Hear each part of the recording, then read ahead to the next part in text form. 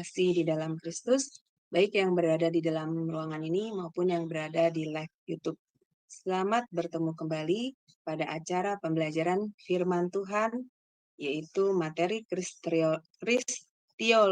Kristologi pada hari Jumat 25 Agustus 2023 di kelas Sema Adonai, yang akan disampaikan oleh narasumber kami, yaitu Pak Pendeta Daniel Palungan. Yang malam ini temanya adalah pengantar Kristologi. Tema yang sangat menarik untuk kita pelajari dan ketahui. Baik, sebelum acara ini dimulai, mari kita awali dengan berdoa terlebih dahulu.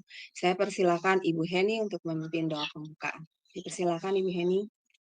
Ya, baik. Mari kita berdoa ya. Bapa, kami datang kepadamu ya Bapa. Kami mengucap syukur sebab hari ini Engkau memberikan kepada kami tema pelajaran baru Kristologi. Bapa, kami tahu bahwa Engkau akan menuntun setiap kehidupan kami untuk mengenal Engkau lebih lagi, untuk memahami kebenaran firman-Mu. Bapa Surgawi, saat ini kami mau minta hikmat-Mu kepada hamba-Mu, Pak Daniel. Urapi dia secara khusus ya Bapa untuk menyampaikan kami pelajaran-pelajaran firman Tuhan. Untuk ke depan ya Bapa, mampukan kami untuk menyerap pengajaran ini supaya kami bisa dipenuhi dengan pengetahuan-pengetahuan ilahi. Bapa Surgawi, berkati Aling yang akan memimpin acara ini ya Tuhan. Berkati operator, berkati seluruh keberadaan kami, supaya acara ini dapat berlangsung dengan baik. Terima kasih Bapa. Di dalam nama Tuhan Yesus kami mengucap syukur. Haleluya. Amin. Amin. Baik, terima kasih Bu Heni untuk doa pembukaannya. Baik Bapak Ibu yang terkasih di dalam Kristus, sebelum memulai acara pembelajaran ini, kita akan terlebih dahulu melihat dan mendengarkan profil dari Pak Pendeta Daniel Palungan. Dipersilakan, operator.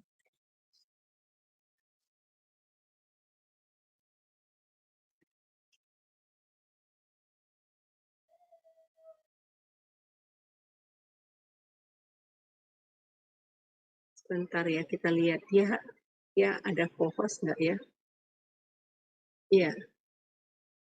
Kenapa ya Agus? Ada masalah apa ya? Sabar ya teman-teman yang terkasih di dalam Tuhan. Kita mau melihat ada apa dengan Agus. Ya Bu. Apa? Silakan. Profil ya? Iya. Bentar ya teman-teman.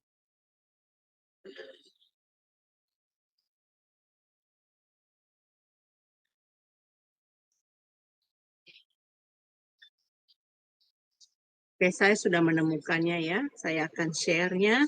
Saya akan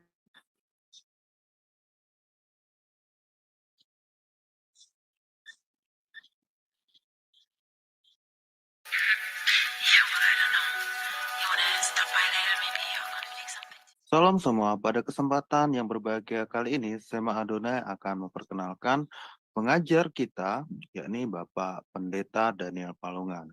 Dan berikut adalah profil singkat dari beliau. Bapak Pendeta Daniel Palungan, MIS MTH Demin, lahir di Tanah Toraja 10 Februari tahun 1960. Pendidikan Teologi, PJAK Seminari Betel, Jakarta, mulai tahun 1981 hingga tahun 1984. FPETII Jakarta, Teologia, mulai dari tahun 1996 hingga tahun 2000. FPTII Jakarta, S2 Misiologi, dari mulai tahun 2000 hingga tahun 2002. FTT Antioquia, TCIST, S2 Sistematik Teologi, dari mulai tahun 2001 hingga tahun 2003. FTT Berkat di Ministry tahun 2002 hingga tahun 2004. Pelayanan Gembala GBI Jemaat Sola Gracia Ciledug, Tangerang. Ketua Bidang Teologia GBI Wilayah 6 DPD Banten mulai tahun 2015 hingga tahun 2023. Pendiri dan Ketua STT Shalom Nusantara mulai tahun 2001 hingga tahun 2013. Pendiri dan terlibat di divisi O sejak tahun 2021. Gembala di Subsema Adonai Ibadah Online. Karya penulis buku Kingdom Speaker. Pedoman praktis. Baik, terima kasih kepada Ibu Heni yang sudah menayangkan profil dari Pak Pendeta Daniel Palungan. Baik, kita sapa dulu narasumber kita. Shalom, selamat malam Pak Daniel. Selamat malam Bu Aling. Shalom, bagaimana kabarnya Pak?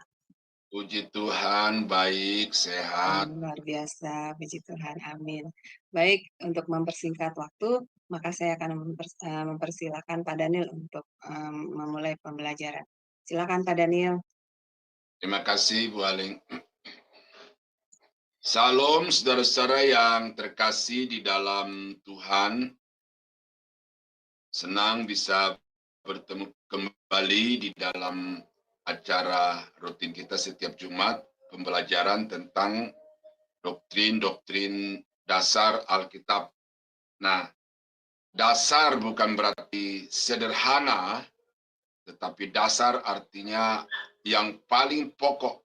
Dan kita sudah menyelesaikan beberapa yang lalu, dan sekarang kita masuk di dalam satu materi yang baru, yaitu doktrin tentang Kristus atau doktrin tentang Yesus Kristus, yang dalam bahasa teologianya disebut sebagai doktrin Kristologi. Nah, Kristologi itu sendiri terdiri dari dua kata. Yang pertama adalah Kristos, artinya yang diurapi, lalu Logos artinya ilmu. Jadi Kristologi adalah ilmu yang mempelajari secara alkitabiah, komprehensif, dan sistematis tentang Yesus Kristus. Nah, ini satu pelajaran yang perlu kita pahami karena ini satu ajaran yang sejak awal gereja mula-mula, ya, terutama ketika bapak-bapak gereja mulai berperan di dalam perkembangan gereja, maka pembahasan tentang Kristologi ini selalu mengundang atau mengakibatkan perdebatan dan kontradiksi di antara banyak kalangan. Nah,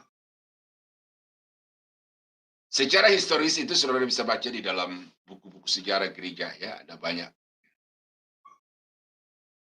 Tetapi ini menjadi penting untuk kita bahas, khususnya untuk gereja-gereja Tuhan di Indonesia, oleh karena memang 1 tahun terakhir ini kita melihat dunia maya dalam konteks kekristenan itu gempar, goncang dengan adanya pernyataan dari pendeta besar, pendeta luar biasa, ya, diikuti banyak orang, tetapi kemudian secara gamblang dan belak-belakan mengatakan bahwa Yesus bukan Tuhan, Yesus bukan Juru Selamat, dan pernyataan itu kemudian serta-merta mengundang reaksi bukan saja dari jemaat yang kemudian menjadi bingung dan mempertanyakan, tetapi juga dari kalangan hamba-hamba Tuhan yang tidak sedikit di antara mereka yang bingung juga karena banyak pendeta-pendeta yang belum begitu paham teologi, khususnya mengenai Kristologi. Nah, lalu yang lebih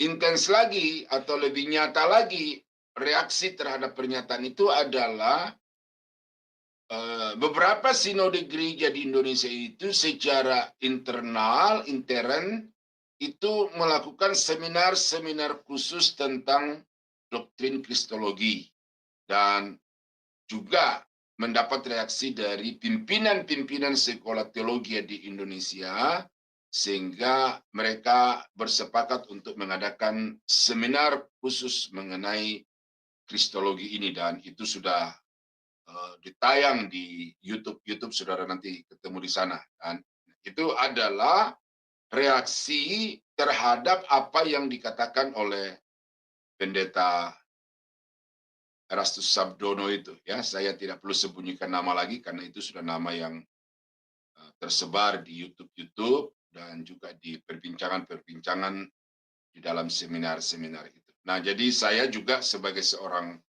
guru, sebagai seorang gembala, memiliki menaruh perhatian khusus terhadap itu, sehingga saya merasa perlu untuk mengajarkannya kepada jemaat dan juga kepada murid-murid saya dan kepada saudara pada malam ini.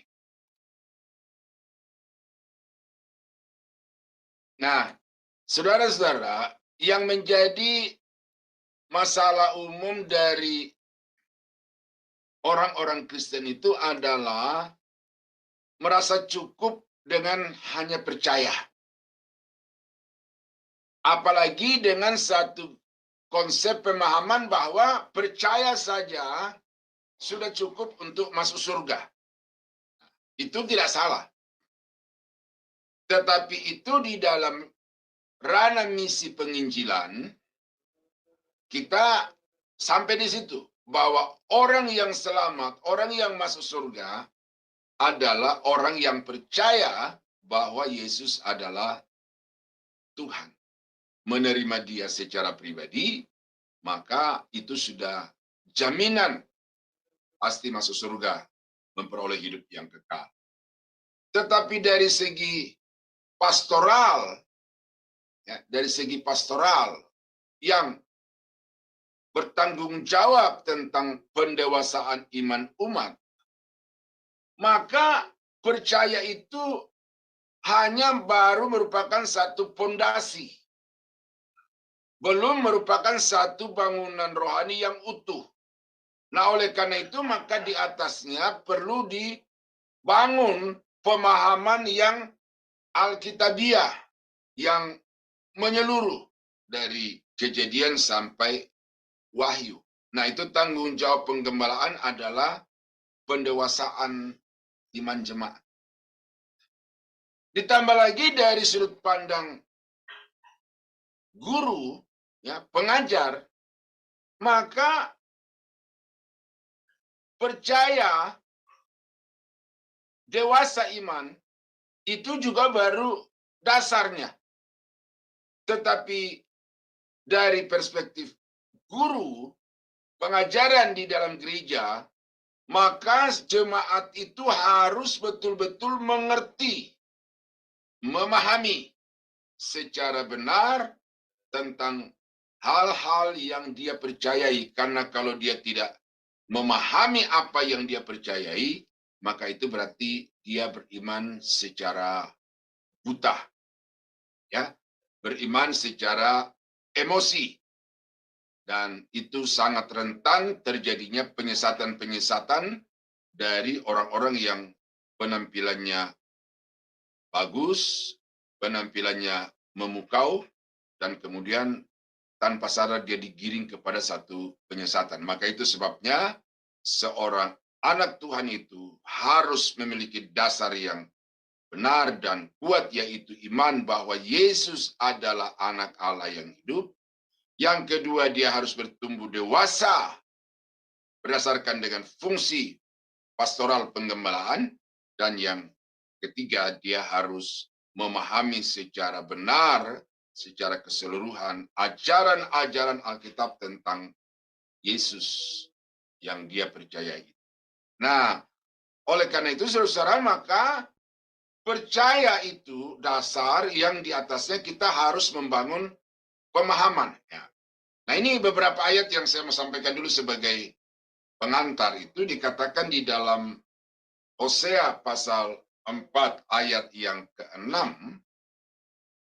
bahwa umatku binasa karena tidak mengenal Allah. Ya. Bukan karena tidak percaya kepada Allahnya Abraham, Ishak, dan Yakob atau Yahweh itu. Tetapi karena umat itu tidak mengenal Allah. Karena engkaulah, nah ini peranan sentral seorang imam, seorang hamba Tuhan di dalam kelompok atau persekutuan anak-anak Tuhan itu sangat sentral. Benar salahnya keyakinan atau iman seorang jemaat itu sangat ditentukan oleh hamba Tuhan yang melayani di dalam kelompok itu. Nah, karena engkaulah yang menolak pengenalan itu, maka aku menolak engkau menjadi imamku. Dan karena engkau melupakan pengajaran Allahmu, maka aku juga akan melupakan anak-anakmu.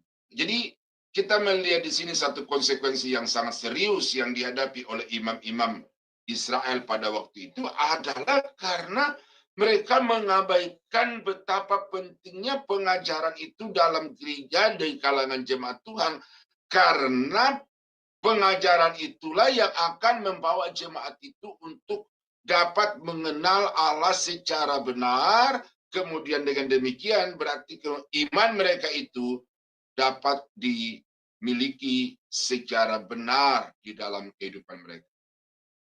Nah, jadi ini menjadi tanggung jawab saya, saudara ya, bahwa sebagai seorang penginjil, sebagai seorang gembala, sekaligus juga sebagai seorang guru, ini tanggung jawab saya adalah untuk mengajar kepada jemaat itu secara benar dari semua pokok-pokok doktrin di dalam Alkitab. Dan pada malam ini secara khusus atau beberapa pertemuan ke depan kita akan membahas khusus tentang doktrin Kristologi.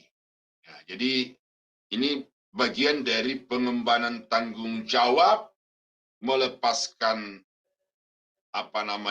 kewajiban. Kalau saya tidak lakukan maka ada konsekuensi yang serius yang diperhadapkan Tuhan kepada saya. Nah, pengenalan yang benar merupakan syarat perkenanan yang benar. Dan ada banyak orang entah sadar atau tidak, dia selalu memberikan satu statement bahwa saya mau hidup menyenangkan Tuhan. Saya mau hidup menyenangkan Yesus. Apa saja yang Yesus mau di dalam hidup saya mau lakukan. Nah, sekarang persoalannya adalah apakah Bapak Ibu sudah mengenal Allah itu dengan benar? Apakah sudah mengenal Yesus Kristus itu dengan benar? Karena Yesus itu adalah satu pribadi, satu sosok yang real, maka dia juga memiliki satu identitas yang objektif, yang saudara tidak boleh berasumsi tentang keberadaannya. Saudara harus betul-betul mempelajari dia, mengenali dia, dan dengan itu kemudian barulah dapat menyenangkannya.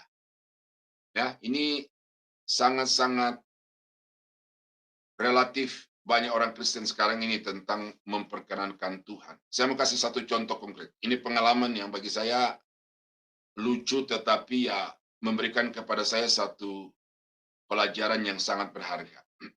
Adik sepupu saya, anak dari adiknya mama saya pergi tinggalkan kampung tahun 75, dia belum lahir. Tapi kemudian setelah saya jadi pendeta, tinggal di Ciledug ini, dia telepon saya beberapa tahun yang lalu ya. Dia berkata, "Kak, kami mau datang ke Jakarta, saya dengan istri dari kepala sekolah saya. Untuk apa?" Dia bilang, "Saya mau datang untuk wisuda di Universitas Terbuka karena mereka ngambil kuliah di situ." Waduh, senang sekali karena ini adik, ya, adik di mana bapaknya saya dulu itu ya kami tinggal satu rumah, jadi ya begitu senanglah ketemu dengan adik ini. Begitu besok dia bilang, "Kami tiba di bandara, malam ini saya potong anjing." Ya, ini adik, namanya saja kita dengar, suaranya kita dengar selama ini, tetapi orang yang pernah ketemu. Nah, sekarang dia datang, maka saya harus membuat dia senang. Ya, saya potong anjing. Ya, anjing yang saya pelihara waktu itu cukup bagus, tetapi karena demi adik, Maka saya potong. Nah, besoknya saya jemput ke bandara. Sampai di rumah, saya suruh mereka mandi. Lalu selesai mandi, saya bawa ke meja makan. Di meja makan memang sudah tersaji makanan-makanan yang khas. Lalu ketika sementara mau mulai makan, saya melihat kok mereka saling tatap menatap dan ada raut-raut yang tidak begitu gembira di muka mereka. Saya lihat. Saya tanya, kenapa kalian kok sepertinya tidak begitu semangat dengan ini makanan nenek moyang? Lalu adik saya bilang gini, Kak, saya kalau makan ini, saya gatal-gatal, bahkan korengan. Itu memang biasa itu. Oh, begitu. Jadi dari kecil tidak pernah makan, karena ya waktu pernah dulu dikasih sama bapak, ya itu konsekuensinya. Lalu saya tanya sama ibu kepala sekolahnya, Ibu kenapa tidak makan? Ya dari kecil Pak kami tidak terbiasa di dalam rumah untuk makan makanan ini, jadi akhirnya kami ya tidak begitunya. Oh, jadi saudara-saudara, saya menjadi merasa bersalah di dalam diri saya karena saya pikir saya mau menyenangkan mereka, saya mau membuat mereka bahagia, saya melakukan sesuatu yang terbaik menurut saya, tetapi ternyata itu justru membuat mereka tidak begitu bersemangat. Nah, itu pelajaran yang sangat berharga bahwa untuk kita dapat menyenangkan seseorang itu secara objektif, maka orang itu harus kita kenal betul-betul pribadinya. Nah, sama juga dengan Allah. Saudara mustahil menyenangkan Tuhan secara benar, sungguh-sungguh menyenangkan Dia kalau saudara tidak mengenal Dia secara pribadi. Dan ini yang banyak terjadi di kalangan orang-orang Kristen, bahkan di kalangan hamba-hamba Tuhan. Pengenalannya begitu terbatas, tetapi dengan kepercayaan yang begitu besar, maka akhirnya dia melakukan sesuatu yang dia pikir itu menyenangkan Tuhan, tetapi sebenarnya adalah tindakan-tindakan subjektif yang hanya memuaskan selera atau kesenangan diri sendiri. Nah, itu sebabnya saudara, maka di dalam Hosea pasal 6 ayat yang ke-6 dikatakan, sebab aku menyukai kasih setia dan bukan korban sembelihan. Aku menyukai pengenalan akan Allah lebih daripada korban bakaran. Jadi Allah di dalam dirinya itu sangat merindukan umatnya bukan saja percaya kepadanya sebagai yang mencipta, yang maha kuasa, yang berdaulat penuh atas seisi alam semesta, tetapi supaya umatnya itu juga dapat mengenalnya secara pribadi. Daud sebagai seorang hamba Tuhan yang tahu persis ini, salah satu wasiat yang dia sampaikan kepada anaknya Salomo sebelum dia mangkat adalah dia berkata, kenallah Allah ayahmu. Jadi itu sangat penting oleh karena dengan pengenalan saja kita bisa menyenangkan. Kalau kita tidak mengenal tetapi kita berpikir menyenangkan, maka sesungguhnya itu adalah pemikiran-pemikiran dan tindakan-tindakan yang sangat-sangat subjektif. Ya. Pengenalan akan Yesus merupakan syarat keselamatan. Nah ini, dari perspektif pastoral dan guru pengajaran, ya, ini memberikan satu sisi lain dari Yohanes 3 ayat 16 dari perspektif misionaris penginjilan. Bahwa percayalah kepada Yesus dengan segenap hatimu, terimalah dia sebagai Tuhan dan Juru Selamatmu secara pribadi, maka engkau akan beroleh hidup yang kekal. Itu Yohanes 3 ayat 16 begitu. Karena begitu besar kasih Allah akan dunia ini, sehingga ia mengaruniakan anaknya yang tunggal, dan barang siapa yang percaya kepadanya tidak akan binasa, tetapi memperoleh hidup yang kekal. Nah itu sisi lain dari keselamatan itu. Percaya dan menerima Yesus sebagai Tuhan dan Juru Selamat. Tetapi di dalam Yohanes pasal 17 ayat yang ketiga dikatakan, inilah hidup yang kekal itu. Inilah hidup yang kekal itu, yaitu bahwa mereka mengenal Engkau satu-satunya Allah. Ini adalah Theos, atau dalam perjanjian lama Yahweh. Mengenal Engkau satu-satunya Allah yang benar. Dan inilah hidup yang kekal itu, yaitu bahwa mereka mengenal Yesus Kristus yang telah Engkau utus. Jadi, Yohanes 3 ayat 16 tidak bisa dilepaskan dari Yohanes 17 ayat yang ketiga, bahwa percaya kepada Yesus itu juga harus berlanjut kepada mengenal baik Yahweh Theos maupun Yesus yang adalah Tuhan dan Juru Selamat yang diutus oleh Bapa ke dalam dunia ini untuk menjadi penebus orang-orang berdosa agar diselamatkan. Nah, jadi saudara-saudara, orang Kristen itu tidak boleh sekedar percaya.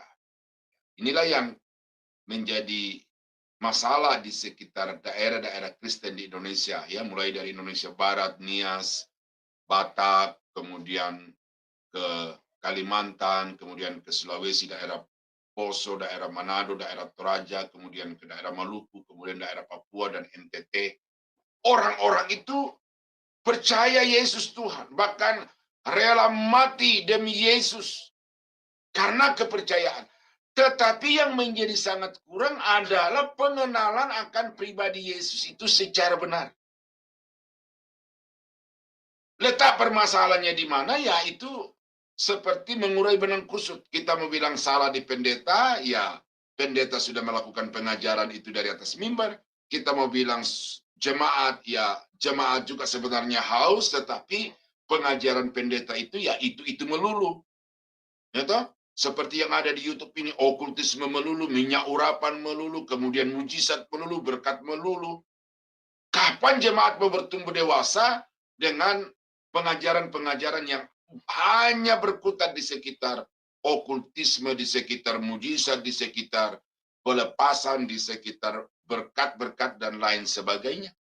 Nah, oleh karena itu maka tidak menyalahkan satu pihak saja di dalam gereja, tetapi ini merupakan problem semua orang-orang Kristen pada setiap level atau setiap fungsi-fungsi di dalam gereja. Baik dia jemaat, baik dia majelis, maupun dia adalah pendeta-pendeta, itu semuanya memiliki kontribusi terhadap tidak bertumbuhnya iman jemaat kepada pengenalan yang benar akan Yesus Kristus.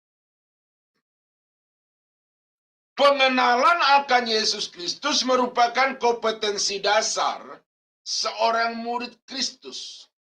Ini, kalau sudah menjadi pelayan Tuhan, baik pada level majelis, aktivis gereja, apalagi sudah sebagai guru Injil, sebagai misionari utusan Injil, sebagai pendeta, ya, atau setidak-tidaknya sebagai pengkhotbah di dalam gereja, tetapi tidak memiliki kompetensi dasar ini yang kemudian sangat berpotensi menimbulkan bahaya serius di dalam kehidupan jemaat.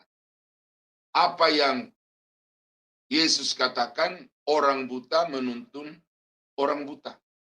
Apa yang Paulus katakan, bahwa dari segi semangat, dari segi gairah, dari segi hati, orang-orang Ibrani yang sudah bertobat ini begitu sungguh-sungguh melayani Tuhan, tetapi tanpa pengetahuan akan pokok-pokok doktrin yang benar, dan oleh karena itu dikatakan mereka membangun ajaran mereka sendiri di dalam Roma pasal 10. Nah, jadi tanpa kompetensi, tetapi dengan semangat, dengan gairah, dengan cinta yang besar melayani Tuhan, itu sangat-sangat berbahaya bagi gereja Tuhan. Ya, makanya saya bilang sama murid-murid saya seorang pelayan Tuhan itu harus melayani dengan hati. Ya, dengan hati. Tetapi melayani Tuhan tidak cukup dengan hati. Tetapi melayani Tuhan harus juga dengan otak. Kasihilah Tuhan Allahmu dengan segenap hatimu. Kasihilah Tuhan Allah dengan segenap jiwamu. Itu harus menjadi satu pemahaman dasar dari seorang hamba Tuhan. Bahwa kita melayani tidak cukup dengan semangat, tidak cukup dengan dedikasi. Tetapi seorang pelayan Tuhan itu harus memiliki kompetensi, ya, untuk dapat mengajarkan pokok-pokok doktrin di dalam Alkitab itu secara benar, komprehensif kepada seluruh jemaat Tuhan. Nah, saya mau bacakan ayat ini. Matius pasal 16, ayat yang ke-13 mulai. Setelah Yesus tiba di daerah Kaisarea Filipi, ia bertanya kepada murid-muridnya, katanya, murid-muridnya, kata orang, siapakah anak manusia itu? Nah, jadi dia mencoba mendapatkan informasi tentang pendapat orang, kata-kata orang tentang dirinya atau tentang Yesus. Nah, lalu ada berbagai jawaban di sini. Jawab mereka, ada yang mengatakan Yohanes Pembaptis, ada juga yang mengatakan Elia, dan ada pula yang mengatakan Yeremia atau salah seorang dari para nabi. Jawabannya itu simpang siur, saudara, ya. Ini kalau periksa ujian atau ulangan mahasiswa, ya ini dicoret ini, ya. Lalu pertanyaan kepada orang-orang tentang siapa, apa kata mereka tentang Yesus itu, sekarang ditanyakan langsung kepada murid-muridnya. Tetapi apa katamu? Siapakah aku ini? Ya, siapakah aku ini? Maka jawab Simon Petrus, engkau adalah Mesias, anak Allah yang hidup. Tuh, jadi ini satu jawaban yang lantang, jawaban yang tidak dapat diragukan lagi kebenarannya, karena Petrus memberikan satu jawaban, engkau adalah Mesias, anak Allah yang hidup. Ya, nanti kita akan telusuri apa arti anak Allah bagi Yesus itu. Ya. Nah, kata Yesus kepadanya, berbahagialah engkau Simon bin Yunus. Berbahagialah engkau Simon bin Yunus. Sebab bukan manusia yang menyatakan itu kepadamu, melainkan Bapa-Ku yang di surga. Dan aku pun berkata kepadamu, engkau adalah Petrus, dan di atas batu karang ini aku akan mendirikan jemaatku, dan alam maut tidak akan menguasainya. Kepadamu akan kuberikan kunci kerajaan surga. Apa yang kau ikat di dunia ini akan terikat di surga, dan apa yang kau lepaskan di dunia ini akan terlepas di surga. Lalu Yesus melarang murid-muridnya supaya jangan memberitahukan kepada siapapun bahwa ia adalah Mesias. Nah, jadi saudara kita melihat itu setelah Yesus melakukan satu ujian. Kalau katakan kita sekarang itu ujian tertulis, ya murid-murid itu dinyatakan lulus, ya lulus. Dengan demikian mereka akan mendapatkan sertifikat kompetensi untuk menjadi pelayan Tuhan. Nah, ada dua hal di sini yang saya mau coba sampaikan, bahwa murid-murid Yesus itu lulus, ya. Tetapi yang kedua adalah, dan Yesus berkata kepadanya, di atas batu karang ini aku akan mendirikan jemaat. Nah, ini ada perbedaan penafsiran di sini antara gereja Roma Katolik dengan Protestan, atau saya di situ, ya. Menurut saya, bahwa yang menjadi dasar gereja itu bukanlah Petrusnya sebagai rasul, sebagai manusia. Lalu Karena itu di atas kuburan atau di atas makam Petrus tidak perlu bangun gereja karena dia bukan dasar atau pondasi gereja yang kuat. Tetapi yang disebut sebagai batu karang di sini adalah pengakuan Petrus. Pengakuan iman Petrus yang mengatakan bahwa engkau adalah Mesias, anak Allah yang hidup. Itulah pondasi gereja yang begitu kokoh yang alam maut pun tidak bisa menguasainya. Gereja yang dibangun di atas dasar pengakuan iman bahwa Yesus adalah Tuhan. FPI, HTI, orang-orang yang intoleran di Indonesia tidak akan bisa menghancurkan gereja itu. Karena gereja itu dibangun di atas batu karang yang kuat. Yaitu Yesus adalah Mesias, Yesus adalah anak Allah, Yesus adalah Allah itu sendiri. Nah, kalau gereja dibangun di atas dasar pengakuan seperti itu, saudara-saudara, maka kuat gereja itu. Kalau saudara membangun iman saudara di atas dasar pengakuan iman Petrus itu, bahwa engkau adalah Mesias, anak Allah yang hidup, maka engkau adalah saudaraku dan saudariku, karena keyakinanku juga adalah Yesus adalah Mesias, anak Allah yang hidup. Nah, jadi saudara, saya bawa di sini pada satu implikasi bahwa orang yang mempercayai Yesus sebagai Tuhan dan Juru Selamat sebenarnya kemudian akan hidup di dalam keharmonisan dalam hubungan sesama anggota tubuh Kristus. Tetapi karena banyak gereja itu dibangun bukan di atas dasar batu karang yang kuat, yaitu pengakuan iman Petrus itu, maka itu sebabnya kita melihat gereja-gereja saling gontok-gontokan.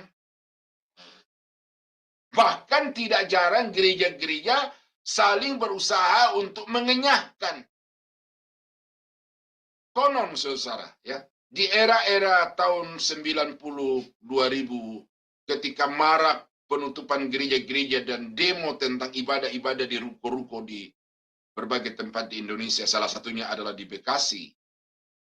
Konon bahwa justru yang mensponsori adanya masyarakat yang datang mendemo gereja-gereja di komplek-komplek pertokoan itu adalah gereja dari organisasi yang berbeda. Karena mereka menganggap kalau ini gereja berkembang, nanti domba-domba kami dicuri atau domba-domba kami lari gitu.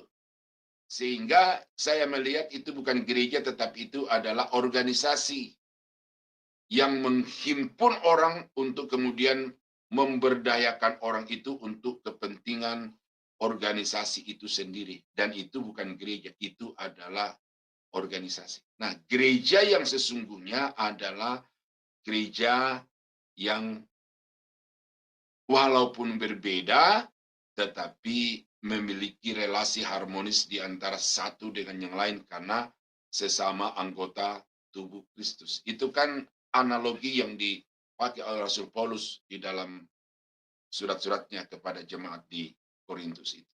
Ya, kita ini adalah sesama anggota tubuh. Mata tidak mungkin berkata kepada mulut, mulut aku tidak butuh engkau, aku bisa jalan sendiri. Kaki tidak bisa berkata kepada tangan, kau tidak bisa berbuat kalau tidak ada aku, oleh karena itu aku yang utama. Tidak bisa gitu. Tetapi semua bagian-bagian dari anggota tubuh kita itu sebenarnya memiliki peranan yang sama pentingnya satu terhadap yang lain. Ya, ada semacam cerita-cerita apalah namanya itu dari guru saya Dr. Chris Marantika ketika dia mengajar tentang pentingnya kesatuan di dalam kepemimpinan gereja itu, dia angkat satu kisah. Dia berkata begini, ya, suatu ketika ada konferensi anggota tubuh, ada mulut, ada tangan, ada kaki. Tetapi sebelum ada konferensi itu sudah ada wacana-wacana di antara mereka. mulut berkata, saya capek ya, saya ngunyah makanan, ada yang panas, ada yang keras. Tetapi kemudian yang menikmati perut. Tangan berkata, mulut, lu enak aja loh. Lu tinggal makan, gue yang kerja setengah mati, cangkul ini, cangkul itu, kemudian gali ini, gali itu, kemudian mendapatkan makanan sesudah saya dapatkan, masuk di kamu dan kau yang menikmati. Dengar kaki bilang, tangan lu enak aja loh. Memang lu bisa pergi sendiri kalau saya tidak bisa bawa. Saya yang membawa kau ke sana kemari, naik gunung, turun gunung, nyebrang sungai apa. Saya yang setengah mati, mengangkut engkau kemana engkau pergi. Wah, karena ketiga-tiganya saling mempersalahkan, mereka kemudian mencari persoalan yang sesungguhnya. Mulut berkata kepada tangan dan kaki, aku tidak seperti yang kalian tuduhkan itu. Karena aku pun bekerja sama kerasnya dengan kamu. Nih, lihat nih, gigi di mulut itu habis oleh karena mengunyah makanan-makanan yang kalian masukkan itu, baik yang panas, yang manis-manis, ataupun juga yang keras-keras itu. Nah, lalu kalau begitu, siapa dong yang menikmati? Dicari. Wah, ini lambung ini, enak aja lambung. Enak-enak di dalam dia tidur-tidur, kaki yang kerja keras naik gunung turun gunung, tangan yang kerja keras gali ini gali itu, mulut yang kerja keras, lalu perut tinggal terima aja. Nah, lalu akhirnya dibikinlah satu konferensi. Nah, ini cerita-cerita karangan saudara-saudara, tetapi di sini ada pesan yang penting. Lalu kalau begitu apa tindakan kita? Kaki berkata kepada tangan, tangan berkata kepada mulut, dan mulut sepakat. Di dalam beberapa hari ke depan kita mogok. Kaki diam di tempat, tangan jangan bekerja, mulut jangan makan. Kita akan melihat perut pasti akan kelabakan. Oke. Hari pertama semuanya masih baik. Hari kedua masih baik pula. Hari ketiga mulai ada rasa-rasa yang tidak enak. Mulut sudah mulai tidak seperti biasa. Mulai bau dan lain sebagainya. Tangan sudah mulai agak lemas, tidak bisa lagi seperti hari-hari sebelumnya. Kaki juga sudah mulai agak gemetar-gemetaran. Saling kontak-kontak satu dengan yang lain. Bagaimana kalian? Wah, ini itu. Hari keempat berikutnya akhirnya sampai kepada saat mereka itu sudah tidak berdaya sama sekali. Pertemuan lagi. Kenapa bisa terjadi begini? Coba kita tanya perut. Tanya perut. Bagaimana kamu? Selama ini menikmati makanan-makanan yang kami berikan. Lalu dia berkata, saya pun sekarang ini sedang menghadapi masalah oleh karena tidak ada lagi. Dan kalian harus tahu bahwa makanan yang kalian cari yang dikunyah oleh mulut dan hanya sampai ke saya itu, saya juga hanya mengolahnya. Lalu sesudah itu saya kirim kembali ke seluruh anggota tubuh. Ada yang ke tangan, ada yang ke kaki, dan ada ke bagian-bagian tubuh yang lainnya. Jadi saya tidak menikmati sendiri, tetapi saya supply ke seluruh bagian tubuh. Baru mulut, baru tangan, baru kaki sadar. Ternyata kita ini tidak bisa mempersalahkan perut. Ternyata kita ini tidak bisa hidup tanpa perut. Karena baik tangan, kaki, mulut, dan perut itu adalah semua bekerja bersama-sama untuk kepentingan tubuh secara keseluruhan. Nah, jadi saudara-saudara sekalian, itu satu cerita yang dongeng mitos di karang-karang, tetapi memberikan kepada kami mahasiswa pada waktu itu satu pelajaran yang sangat penting.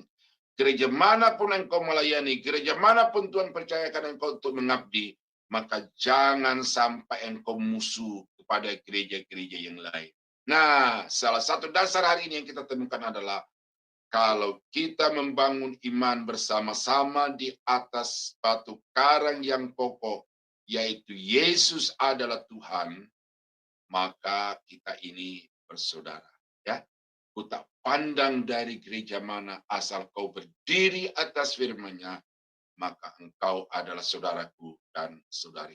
Itu sebuah syair lagu lama yang sudah mulai terabaikan karena sekarang ini orang-orang membangun kerajaannya sendiri-sendiri. Ya, kerajaan pendeta A, kerajaan pendeta B, kerajaan ini. Kemudian di dalamnya juga yang menikmati itu adalah gembala, ya.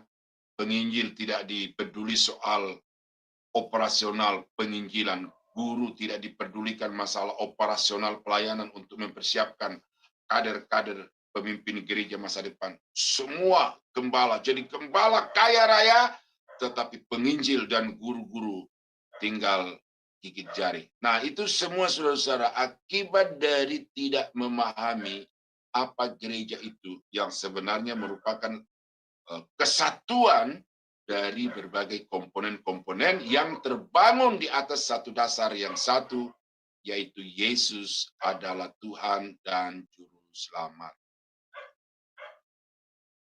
Ya, kemudian pengenalan akan Yesus merupakan syarat terjadinya mujizat.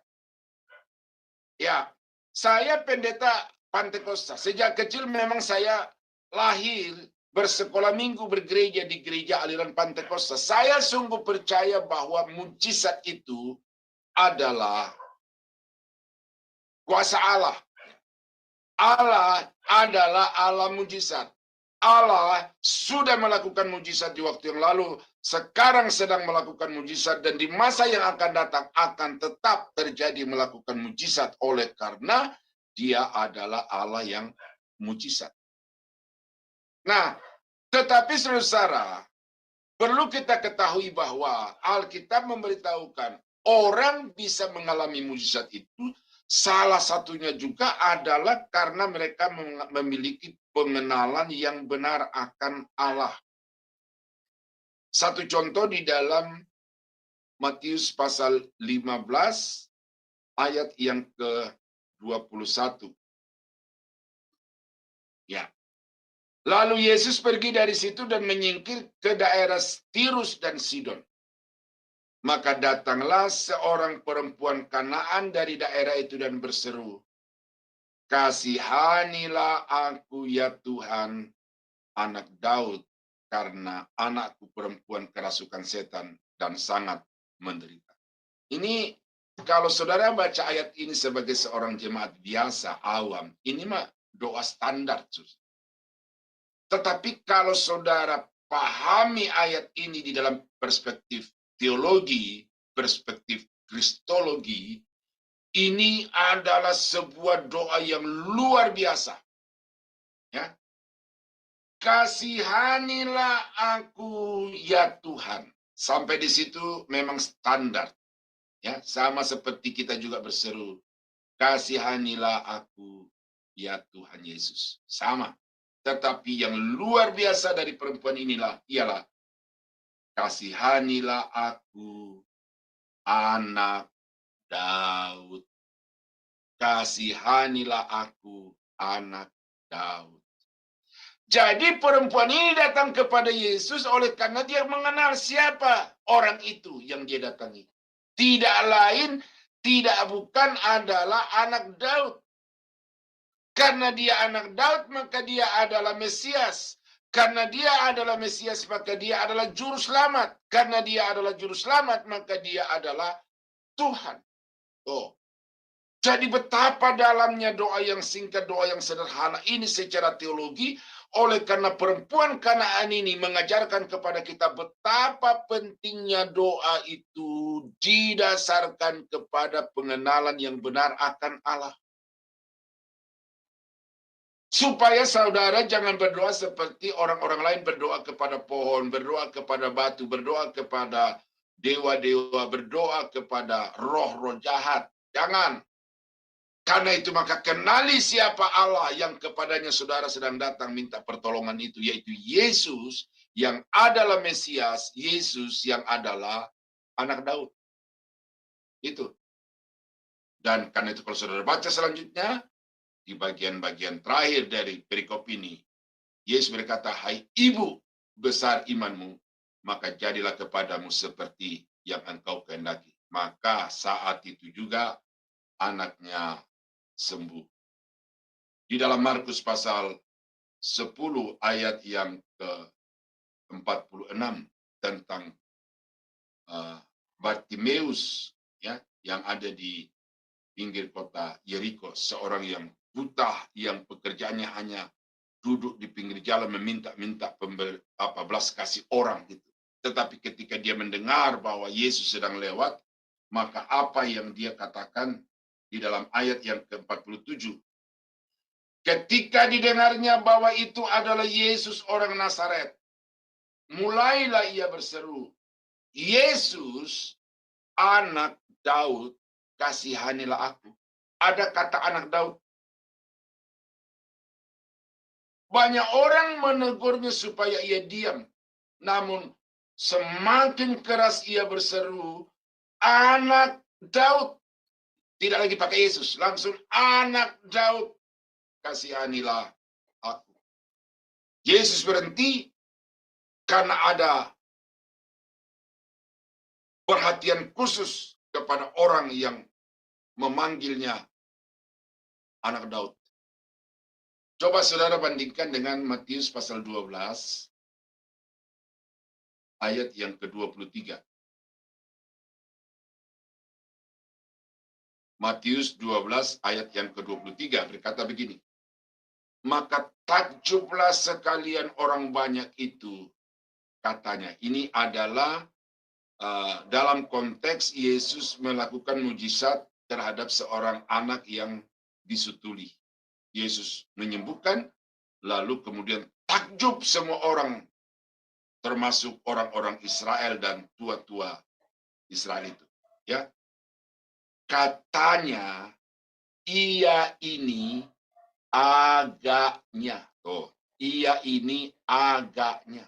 Kenapa ada agaknya? Karena memang mereka ragu. Mereka tidak mau percaya oleh karena mereka melihat sosok Yesus itu dari segi penampilan jasmaninya yang mereka kenal sebagai seorang anak tukang kayu, orang dari Nazaret, orang miskin. Tidak ada tanda-tanda kemesiasan pada dirinya. Tidak ada tanda-tanda pangeran keturunan Daud padanya. Karena memang tampilannya itu orang yang sangat miskin. Tetapi dari segi mujizat-mujizatnya kok ini kok kayaknya bukan manusia biasa. Nah, jadi itu menimbulkan keraguan. Ia ini agaknya anak Daud. Harusnya agaknya itu hilang aja. Ia inilah anak Daud itu harusnya begitu. Tetapi karena mereka bimbang, ragu, dan tidak mau percaya, maka ia ini agaknya. Nah, berbeda dengan perempuan Sirofenisia atau Kanaan tadi itu. Berbeda dengan Bartimeus si buta itu. Dia tidak ragu sama sekali dan berkata, kasihanilah aku ya Tuhan anak Daud. Yesus anak Daud, tolonglah aku. Teriakan Bartimeus, anak Daud, tolonglah aku. Nah, jadi pengenalan akan Allah itu merupakan syarat terjadinya mujizat di dalam kehidupan saudara. Nah, jadi itu mengapa pelajaran ini harus kita pelajari karena ini. Nah, yang kedua adalah problematika. Ya, saya mau sampaikan ini kepada Bapak Ibu secara cepat, ya, karena ini harus kita jawab melalui pelajaran kita ke depan ini. Ya. Yang pertama, problematika ini dikatakan Yesus bukanlah juru selamat. Itu pernyataan dari Pendeta Erastus Sabdono.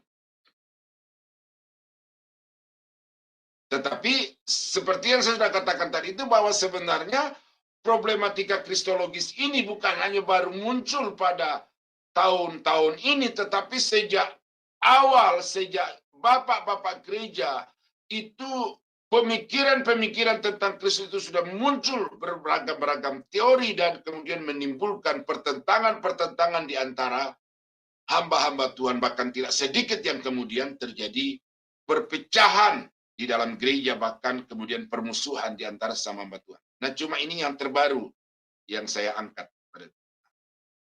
Yesus bukan juru selamat. Yesus bukan Yahweh. Artinya dia bukan Tuhan.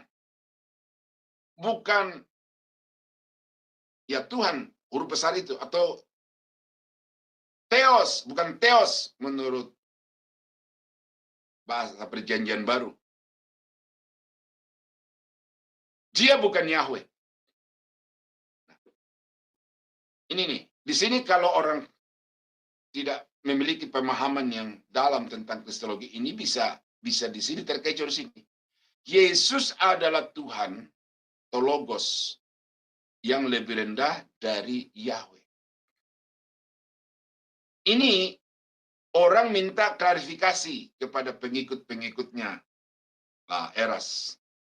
Apa sebenarnya Logos itu bagi Pak Eras? Lalu kemudian mereka memberi penjelasan-penjelasan.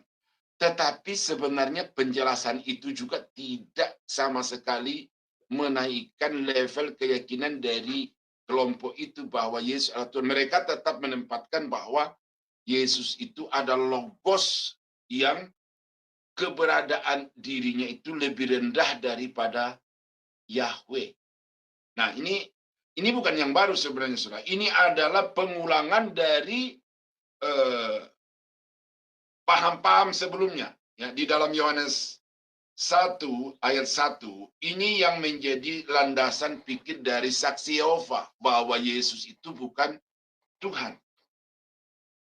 Pada mulanya adalah firman, firman itu bersama-sama dengan Allah, dan firman itu adalah Allah. Ya, di dalam bahasa aslinya, saudara-saudara, saya baca.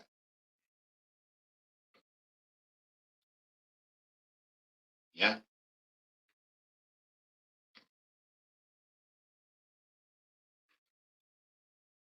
Ya, ini yang menjadi dasar penafsiran dari saksi Yehova. Kemudian mereka berkesimpulan bahwa Yesus itu bukan Theos, Yesus itu bukan Allah. Ya. En arche en hologos, kai hologos en pros ton theon, kai Theos en hologos. Ya, en hologos.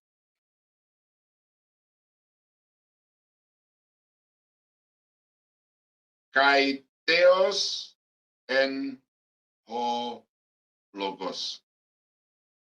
Nah, dikatakan bahwa pada mulanya adalah firman, the word. And the word was with God. Nah, with God.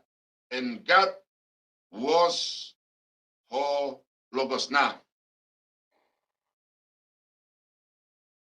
and proston theon, kai hologos, theon. Ya, kai hologos, theon. Hologos itu ada artikelnya. Hologos ada artikelnya. Sehingga jelas itu menunjuk kepada satu entitas atau satu benda yang jelas. Tetapi kemudian ada theon. Tidak dikatakan ton theon, tetapi hanya theon. Nah, inilah yang menjadi dasar penafsiran dari saksi Yehova bahwa Logos itu bukan Allah tetapi berkualitas ilahi. Karena theon yang disematkan kepada hologos itu hanyalah benda yang tak tertentu. Seandainya ada ton theon, maka berarti Logos itu adalah Allah itu. Ya, tetapi sebenarnya dari segi gramatika, saudara-saudara, berarti saksi Yehova itu justru kalau hologos itu ton theon, itu berarti menghilangkan ketuhanan Logos itu. Karena ya berarti Logos itu ya Tuhan itu, Logos itu yang di atasnya itu. Berarti hanya satu entitas, bukan dua, yaitu Logos, hologos, dan ton theon atau Theos itu.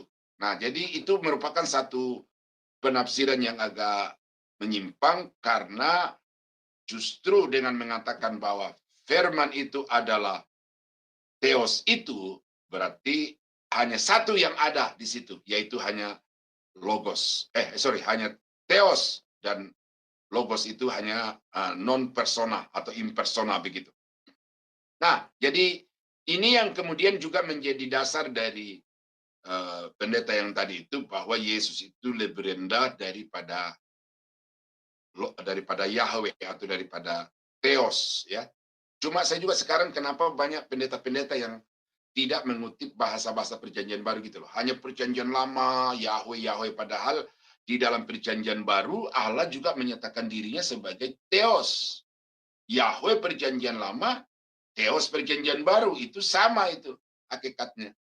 Tetapi dengan nama yang berbeda. Dan apakah itu bertentangan? Nah, ini kembali kepada masalah presuposisi doktrin bibliologi. Bagaimana pandangan praduganya terhadap Alkitab? Apakah Alkitab itu diilhamkan Allah atau Alkitab itu buat pikir manusia? Apakah Alkitab itu unity atau Alkitab itu saling bertentangan satu dengan yang lain? Nah, harusnya kalau dipahami bahwa Alkitab itu diinspirasikan Allah, Alkitab itu merupakan satu kesatuan, maka Yahweh di dalam perjanjian lama atau Adonai di dalam perjanjian lama itu sebenarnya sama dengan Theos di dalam perjanjian baru. Jadi karena itu tidak usah alergi dengan kata Theos, tetapi sebagaimana Yahweh itu bagi orang Yahudi, maka Theos itu bagi orang-orang Yunani. Sama saja. Nah, jadi saudara, itu satu problematika. Yesus lebih rendah daripada Theos atau Yahweh. Persoalan yang berikut adalah Yesus merupakan ciptaan Allah yang pertama. Nah, ini juga menjadi dasar dari saksi Yehova untuk mengatakan bahwa Yesus itu bukan Tuhan, Yesus itu tidak kekal, karena keberadaannya itu dimulai pada satu titik waktu sebelum penciptaan dunia ini. Ya. Ya, Kolose pasal 1 ayat 15. Ia adalah gambar Allah yang tidak kelihatan, yang sulung. Nah, kata yang sulung. Dan lebih utama dari segala yang diciptakan. Jadi, karena yang lebih sulung, yang utama dari yang diciptakan, bagi orang-orang saksi Yehova, kemudian serta mengatakan, oh berarti Yesus ini adalah ciptaan yang pertama, karena dia adalah yang sulung. Jadi Yesus ini adalah ciptaan yang mula-mula dari semua ciptaan Allah. Jadi di dalam kekekalan masa lampau, tetapi ada satu titik waktu di mana Yahweh menciptakan Yesus. Nah, sesudah Yesus diciptakan, baru melalui Yesus, Allah menciptakan langit, bumi beserta dengan segala isinya. Nah, itu konsep yang ada di dalam ayat ini menurut pemahaman dari saksi Yehova. Ya. Nah, ini juga diadopsi oleh teman kita itu. Bahwa Yesus itu bukan Allah. Karena satu-satunya pribadi yang kekal adalah Allah. Selain Allah, tidak ada yang bersifat kekal. Nah, jadi menyangkali kekekalan Yesus itu secara langsung menyatakan bahwa Yesus bukan Allah, karena hanya Allah yang memiliki sifat yang kekal. Yang berikut adalah Yesus adalah manusia biasa yang didiami oleh Yahweh. Jadi ada Yesus sebagai manusia, sebagai wadah, lalu kemudian masuk Yahweh dan tinggal Yahweh itu di dalamnya. Nah, itulah yang merupakan bagian dari khotbah Pak Rasul Sabrono itu ya. Cuma nanti kalau kita challenge itu ya banyak argumentasi yang dia kemukakan ya. Tapi itu jelas bahwa Yesus adalah manusia yang didiami oleh Allah. Nah, ini secara kristologi nanti ke depan kita akan belajar apa itu inkarnasi. Ya, inkarnasi itu apa? Nanti akan terjawab di situ. Karena di dalam paham ini, Yesus itu tidak pernah menyatu dengan Allah. Kemanusiaan Yesus tidak pernah menyatu dengan keilahian Yesus. Oleh karena Yesus itu manusia 100% yang didiami Allah. Jadi Allah itu tinggal berdiam di dalam Yesus. Dan suatu ketika itu bisa terpisahkan lagi. Itu asumsinya gitu. Atau tangkapan saya begitu terhadap pernyataan dari teman itu. Nah, nanti kita akan jawab itu di dalam poin inkarnasi Yesus Kristus. Ya, karena itu poin-poin yang saya kemukakan di dalam problematika ini, saudara tetap ingat-ingat atau kalau perlu nanti saudara screenshot ya. Yesus adalah manusia, maka dia juga tentu memiliki sifat dosa. Ya, jadi karena Yesus itu lahir dari seorang manusia, maka tentu dia mewarisi sifat-sifat hakiki manusia, yaitu keberadaan manusia yang berdosa. Ada dosa warisan. Ya, ini logis sekali, saudara ya, karena dikatakan bahwa, bukan dikatakan ya, nyatanya dalam sejarah bahwa Yesus itu lahir dari Maria. Maria ini kan keturunan Adam, yang Alkitab mengatakan bahwa semua manusia telah berbuat dosa dan telah kehilangan kemuliaan Allah. Dosa masuk ke dalam dunia karena Adam. Semua keturunannya itu terdampak dari dosa itu. Itu yang disebut sebagai dosa warisan. Nah, Yesus lahir dari Maria yang adalah keturunan Adam. Ya. Yang adalah juga keturunan Daud. Nah, tetapi nanti kita akan melihat di dalam proses pertumbuhan janin Yesus itu di dalam rahim Maria itu bagaimana? Sehingga walaupun dia tinggal 9 bulan 10 hari di dalam rahim Maria, tetapi tidak setetes pun darah Maria itu mengalir di dalam tubuh Yesus. Itu nanti kita akan melihat itu. Karena itu maka pandangan yang mengatakan bahwa karena Yesus itu lahir dari seorang manusia biasa, maka pasti dia juga mewarisi dosa. Itu dapat dibantah nanti ya.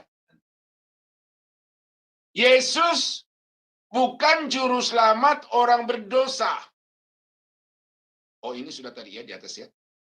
Yesus bukan juru selamat orang berdosa karena yang menjadi juru selamat orang berdosa itu adalah Yahweh. Oh, ini agak.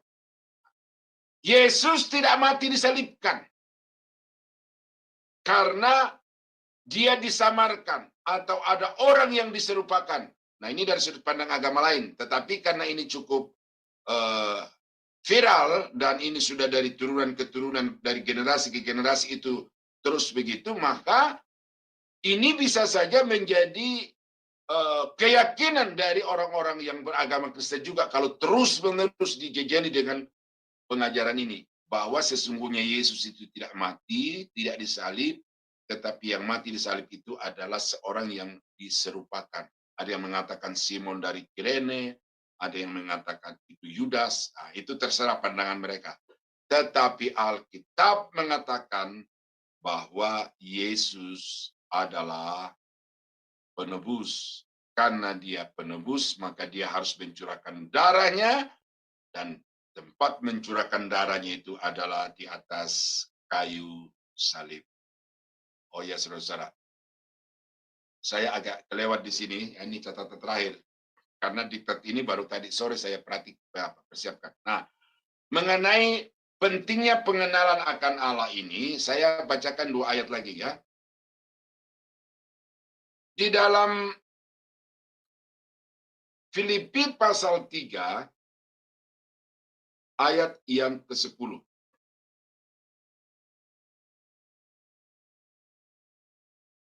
Ini kerinduan Paulus. Yang ku kehendaki ialah mengenal Dia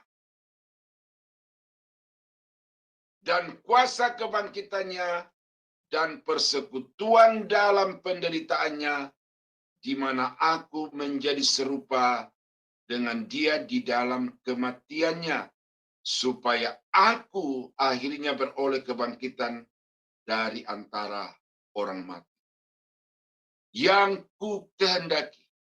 Jadi apa yang menjadi target pelayanan Paulus, target pengiringan Paulus kepada Yesus adalah untuk mengenal Yesus itu secara pribadi, baik di dalam keberadaannya sebagai manusia, dalam kematiannya, dan juga di dalam penderitaannya. Itu yang mau dicapai oleh Paulus dalam kehidupannya. Karena itu dia berkata, aku melupakan apa yang di belakangku dan berlari kepada tujuan yang ada di hadapanku. Dan salah satu yang Paulus mau capai dalam hidupnya adalah untuk mengenal Yesus itu secara pribadi.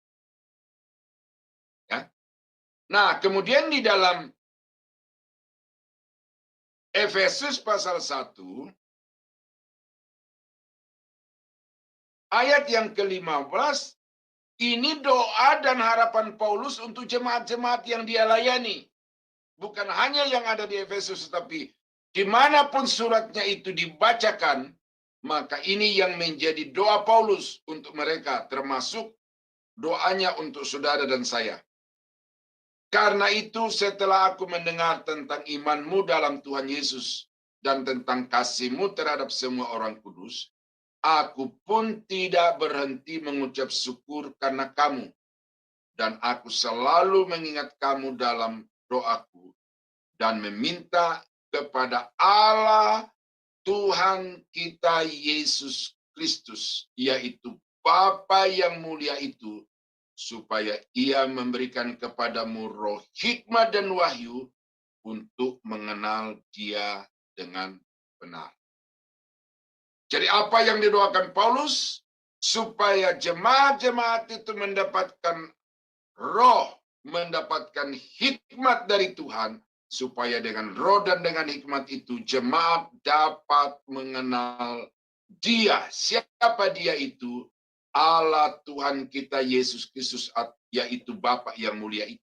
Jadi Paulus sebagai seorang rasul, Paulus sebagai seorang hamba Tuhan, dia sangat mengharapkan, mengupayakan supaya jemaat itu juga memiliki pemahaman yang benar tentang siapakah Yesus itu. Ayat 18. Dan supaya ia menjadikan mata hatimu terang, agar kamu mengerti pengharapan apakah yang terkandung dalam panggilannya, betapa kayanya kemuliaan bagian yang ditentukannya bagi orang-orang kudus, dan betapa hebat kuasanya bagi kita yang percaya, sesuai dengan kekuatan kuasanya yang dikerjakannya di dalam Kristus dengan membangkitkan dia dari antara orang mati dan mendudukkan dia di sebelah kanannya di surga.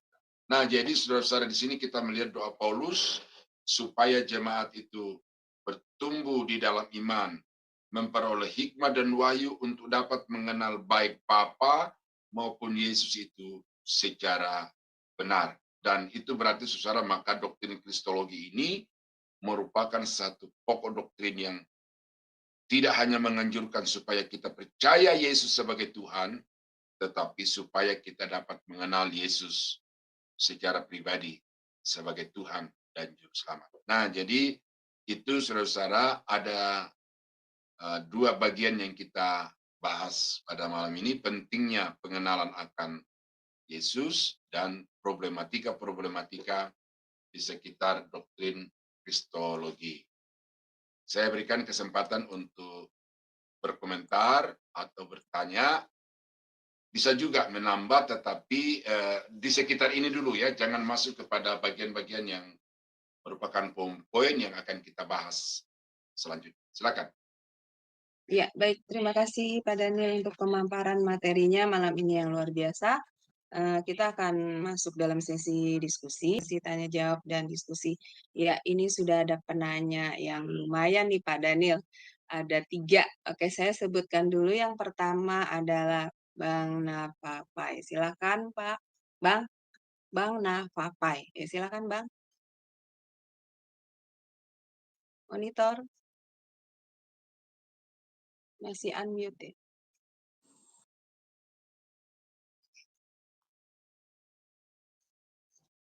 Oh iya, terima kasih. Silakan, Bang. Suara saya cukup jelas ya. Iya, cukup. Iya, sebelumnya saya menyampaikan terima kasih untuk Ibu Aling atas kesempatannya, dan juga saya mau bertanya ke Pak Daniel. Tapi saya minta maaf Bapak-bapak, Ibu-ibu kalau seandainya bahasa saya kurang homiletik, sistematis atau harmonis, karena saya sudah lama tidak kerja di kantoran, tapi terjun di entertainment dan sekarang wira swasta yang sering ke lapangan. Saya mau menanyakan tentang yang standar saja, Pak Daniel. Dari screenshot yang pengantar tadi, nomor 2-nya, ditulis pengenalan yang benar. Dasar firmannya tadi dari Hosea 4 ayat 6 itu, umatku binasa karena tidak mengenal. Konotasi saya binasa itu ujung-ujungnya neraka lah, karena udah binasa ya, destroyed. Jadi ini bahaya sekali ya, hanya tidak mengenal Allah atau dalam nama Yesus gitu, kita bisa di-destroyed. Nah, yang saya mau tanyakan, apa sih Pak standar? Jadi yang dasar-dasar aja, yang sederhana, yang bisa gampang dimengerti sama orang awam, standar pengenalan yang benar itu apa gitu? Kalau cuma tahu kan di bawahnya mengenal ya. Contoh nih, saya mengenal Sister Henny karena sudah, menurut saya sih standarnya udah saya kenal gitu. Karena selama ini saya sudah kurang lebih 3 tahun berkenalan sama Sister Henny. Saya tahu dia seorang single mom, stay di USA sebagai chef pribadi, ex-Katolik, suka berkebun dan masak, tidak suka dianggap remeh atau manipulatif, dan penuh syafat. Yang tidak saya tahu tinggi badan, berat badan, usia. Tapi maybe usianya kalau lihat dari casingnya mungkin 40-an kali ya. Itu bagi saya sudah mengenal. Nah, sedangkan standar untuk yang tadi Hosea itu apa ya Pak? Apa cukup percaya dan menerima Yesus sebagai Tuhan dan Juru Selamat dalam hati? Selesai? Apa bagaimana? Silakan Pak. Terima kasih. Ya, silakan Pak Daniel. Suaranya Pak masih Ya, di mute. terima kasih Pak Pai ya pertanyaannya. Apa standarnya mengenal dengan tahu? Perbedaan itu. Ya tahu ya, seperti saya juga tahu Bu Aling, tetapi saya belum begitu kenal Bu Aling, sukanya makan apa, sifat-sifatnya bagaimana. Nah, yang dimaksud dengan pengenalan standar kepada Yesus itu adalah mengenal eksistensi pribadinya. Siapa dia? Kemudian yang kedua adalah kita mengenal sifat-sifatnya, atribut-atributnya. Nah, inilah yang kemudian nanti saya akan jabarkan secara panjang lebar nanti. Mengapa Yesus itu disebut Allah, disebut Tuhan, disebut Yahweh? Karena semua atribut-atribut yang ada pada Yahweh itu sepenuhnya, seutuhnya juga ada pada Yesus. Nah, jadi melalui mengenal atau mengerti sifat-sifatnya secara spesifik, maka dengan itu kita masuk kategori sebagai mengenal. Gitu ya. Jadi itu yang saya bisa jelaskan, bahwa mengenal itu artinya mengenal secara spesifik dari sifat-sifat orang itu dan juga keberadaan dirinya. Bukan sekedar dia dari surga, kemudian dia mati di kayu salib untuk menebus orang berdosa. Itu kepercayaan. Tetapi dengan mengenal kepribadiannya, mengenal sifat-sifatnya, ya itulah yang disebut sebagai mengenal. Nah, dari mana kita mengenal itu? Itu objektivitasnya adalah Alkitab.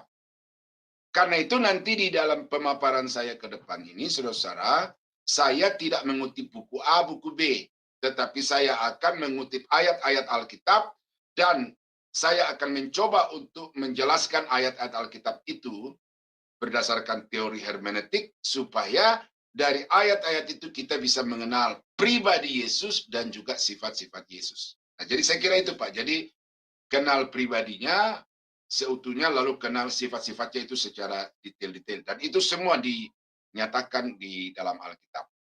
Itu dulu Pak. Ya, berikut Pak Daniel atau Ya, Pak Agus. bagaimana Bang Nakapai bisa mengerti atau masih ada yang mau ditanyakan lagi tentang penjelasan dari Pak Daniel? Silakan. Iya, maaf tadi saya agak slow respon karena masih dikunci. Kalau menurut Bapak tadi mengenal itu standarnya siapa, tahu siapa Yesus itu, lalu sifat-sifatnya atau atributnya minimal 2 itu, tapi kalau yang saya tahu dari banyak apologet dan hamba Tuhan yang saat ini viral-viral itu, termasuk nama yang Bapak sebutkan tadi, siapanya saja, waduh banyak sekali Pak menyebut Yesus itu A, B, C, D, bahkan ada 2 aliran keras sekarang ya yang sedang hot antara Oneness dengan Tritunggal. Baru menjawab siapa. Jadi kalau menurut Bapak siapa nih Yesus untuk menjadi standar bahwa kita mengenal. Terus sifat-sifat dan atributnya minimal 1 Pak. Karena yang saya baca juga di Alkitab ya, waktu Yesus dikomentarin sama yang disalib di sebelah kanan, cuman sekedar percaya dan menyatakan Yesus ingatlah aku nanti di Firdaus, begitu sudah masuk kategori mengenal Pak, sudah diselamatkan. Sedangkan kalau kita tanya hamba-hamba Tuhan sekarang, waduh ribet Pak, pusing. Jadi menurut Bapak siapanya, standarnya siapa Pak? Yesus itu dan sifatnya apa? Minimal 1 Pak. Terima kasih. Ya, jadi kalau umpamanya saya uraikan itu di awal sekaligus, ya nanti berarti pertemuan ini hanya sekali. Ya kan? Jadi pertemuan ini berkali-kali, bisa 10 kali lebih. Makanya di awal ini saya hanya memunculkan dulu pengantar, saya memunculkan dulu problematika-problematika. Nah, tadi Bapak sudah membantu memunculkan problematika itu bahwa sekarang ini kalangan hamba-hamba Tuhan, siapa Yesus itu saja sudah memunculkan banyak ya pernyataan-pernyataan yang saling kontra satu dengan yang lain, dan ini tidak bisa saya selesaikan di awal ini. Di awal ini memang, dan sebagaimana logikanya pemaparan materi di dalam kelas-kelas seperti itu, ya di awal itu tidak langsung memberikan jawaban yang tuntas. Di awal itu ya munculkan dulu problematika-problematika. Nah, seperti Bapak tadi sudah memunculkan itu dari kalangan apologet-apologet. Nah, itu akan membantu saya untuk kemudian mencari ayat-ayat dalam pertemuan-pertemuan berikut untuk memberikan jawaban itu. Dan tidak bisa saya akan jawab tuntas langsung di awal, karena bukan pada poin itu. Nanti kita akan belajar siapa Yesus di kekekalan masa lampau, siapa Yesus di dalam perjanjian lama, siapa Yesus dalam perjanjian baru, siapa Yesus pada masa tribulasi, siapa Yesus pada kerajaan 1000 tahun, siapa Yesus pada langit baru, bumi baru. Nah, itu tidak bisa saya sampaikan dalam 1 kali pertemuan. Nah, karena itu Pak Pait sabar dulu ya, jangan ini, karena pertanyaan Bapak ini panjang jawabannya. Jadi yang penting sekarang adalah tujuan dari pelajaran ini untuk mengenal siapa Yesus itu, baik pribadinya dan juga sifat-sifatnya. Dan itu kita akan mulai poin demi poin ke depan itu akan menjawab pertanyaan Bapak itu. Dan apa yang saya akan sampaikan tidak dari kata A, kata B, kata ini, tetapi kata Alkitab. Jadi ayat-ayat Alkitab mulai dari Kejadian sampai Wahyu itu kita akan bahas bagian demi bagian sesuai dengan poin-poinnya untuk kemudian menjawab apa yang Bapak tanyakan pada malam ini. Ya, jadi sabar Pak. Kita akan bahas itu pelan-pelan, dan nanti pernyataan-pernyataan yang sudah begitu banyak berseliweran dan saling kontra satu dengan yang lain itu, nanti saya harap dengan ini kita sudah tidak bingung lagi. Ya, oneness, Tritunggal dan lain sebagainya itu nanti saya akan buktikan kepada saudara bahwa Yesus itu adalah Yahweh. Ya, itu dulu. Ya, Yesus itu adalah Yahweh. Nah, jadi mau tanya apa lagi? Itu udah jawaban. Yesus adalah Yahweh. Iya, yang terakhir saya cuma pernyataan saya, menurut pengalaman pribadi saya, Yesus itu sangat sederhana sih. Dia nggak perlu banyak diteorikan. Apalagi menurut Lukas 11 ayat 14 sampai 22 itu kan Yesus dianggap menggunakan kuasa dari Beelzebul aja. Menurut orang lain, orang Farisi atau apa itu yang melihat Yesus tidak marah. Jadi bagi saya mengenal Yesus maybe sebagai daddy, sebagai teman atau sebagai Tuhan. Yang penting saya bisa melakukan firman-Nya, walaupun saya sudah dikategorikan mengenal. Terima kasih Pak. Ya, Dan God bless you. itu satu hal yang bagus, ya, satu hal yang bagus. Tetapi memahami Yesus dalam hal-hal yang bersifat praktis saja itu tidak cukup. Ya, dan satu ayat itu tidak boleh menjadi kesimpulan untuk semua ayat dari Kejadian sampai Wahyu. Ya, itu bagus ya, tetapi itu satu bagian. Nanti ada bagian-bagian yang lain. Ya, bahwa Yesus itu adalah Bapa, Yesus itu adalah gembala yang baik, Yesus adalah sahabat yang setia, itu secara praktis atau pada tataran praktikalnya.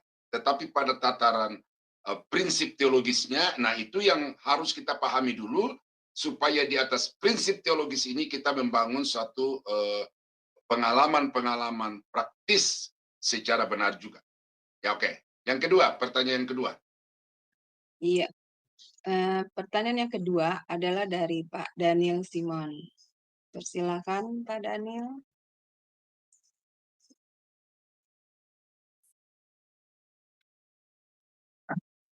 Shalom Pak Daniel, Pendeta Daniel.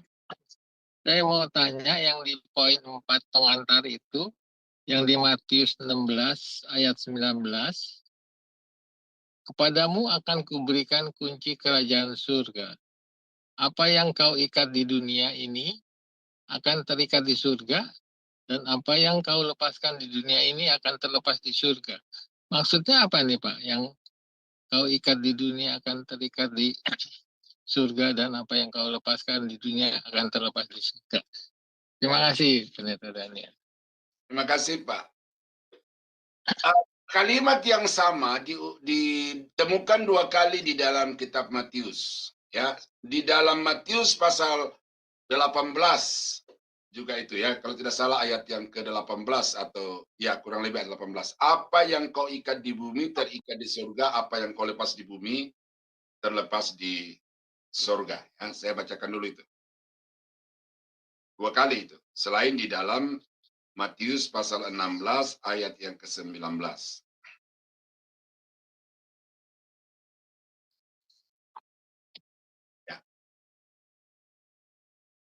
Ya, aku berkata kepadamu sesungguhnya apa yang kamu ikat di dunia ini akan terikat di surga, dan apa yang kamu lepaskan di dunia ini akan terlepas di surga. Nah, jadi di dalam Matius pasal 18 itu, walaupun kalimatnya sama dengan yang terdapat di dalam Matius 16-19, tetapi karena memiliki konteks yang berbeda, maka akhirnya mau tidak mau, dan ini yang benar, kedua kalimat itu memiliki makna yang berbeda. Itu.